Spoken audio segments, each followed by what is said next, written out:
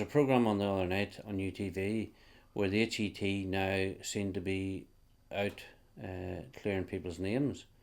Now, what I'm referring to is the case where loyalist paramilitaries went in and shot two brothers dead and injured a third one, who later died of natural causes. At no time did anybody ever say that them fellas were involved in paramilitaries that I know of. So, first off, I don't know why they're making a great play in that.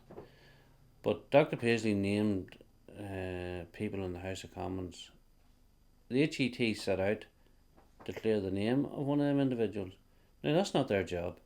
Their job, which they haven't been able to do so far, is to bring closure to families who had their loved ones murdered. And when I say bring closure, is to bring people to account, to see if anybody can be brought in front of the courts. As of today, there has not been one IRA man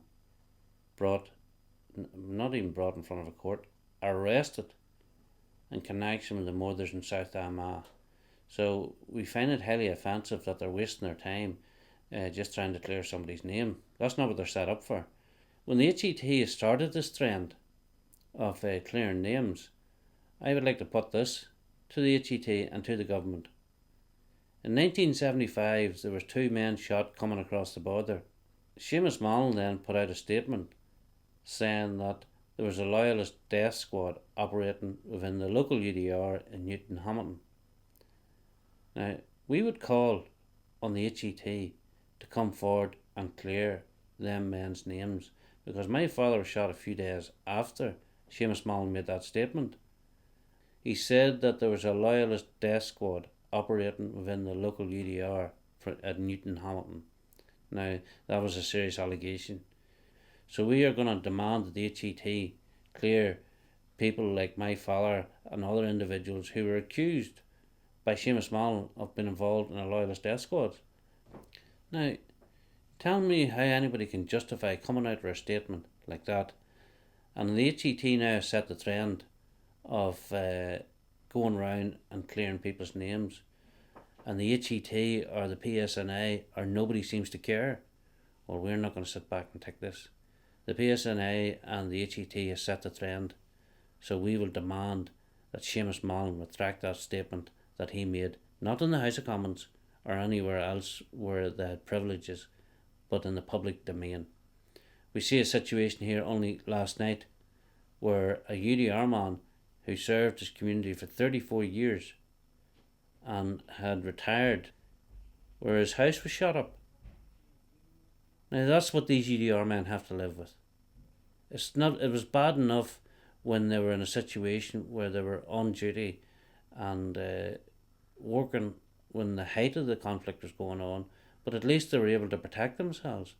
Today, they've removed the personal weapons of the security forces who served, some of them, like I said, 30, 35 years. Why? Why has these men not got the right to protect themselves? And in turn, at the very least, the community owes them that, where they're allowed to protect themselves. The problem lies at the top, where there is a political arrangement where nobody wants to upset the apple cart.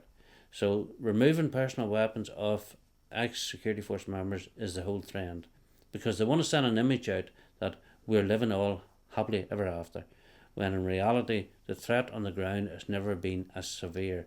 It has never been as severe as it was from before the ceasefires was called, but still they're taking their weapons off the men who are being targeted by these scum. Now, you only have to ask, why is there 36 people in the press office in the PSNI when you ring up to ask them something, they tell you they can't make any comment. There's 36 or 35, I'm not sure exactly, employed. And every time a shooting happens or somebody's intimidated, they play it down. Well, it's not good enough. And we will be demanding that the security forces are given proper protection to the people who are ex-members of the security forces, because this is not the first individual who's been threatened. He's not the first individual who's had shots fired at his house. But at the same time, The senior police officers are trying to say, well, this is not, it's not that bad. Well, perhaps if they'd have been sitting behind the window that the bullet came through, they would think different. And that's the problem. A lot of these men that are making these decisions have never had a shot fired at them in their life. They don't know what it's like. And especially in your own home.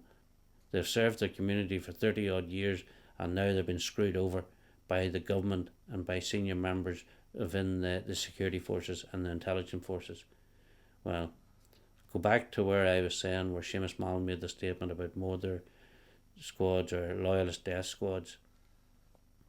They've been allowed to get away with their propaganda because our government stood back and allowed them to demonise the security force members, when in reality it was a very, very small percentage out of 70 odd thousand men that went through the UDR alone that were actually involved in any type of collusion. But the one thing I have to say, everybody that was involved with the IRA was involved in murder. So, there's no percentages there whatsoever, and the man that supports the IRA is no different to the man that pulls the trigger. So the people who give the political support to them, the people who give the money to them, the people who give them the safe houses are no better than the scum that pulled the trigger last night.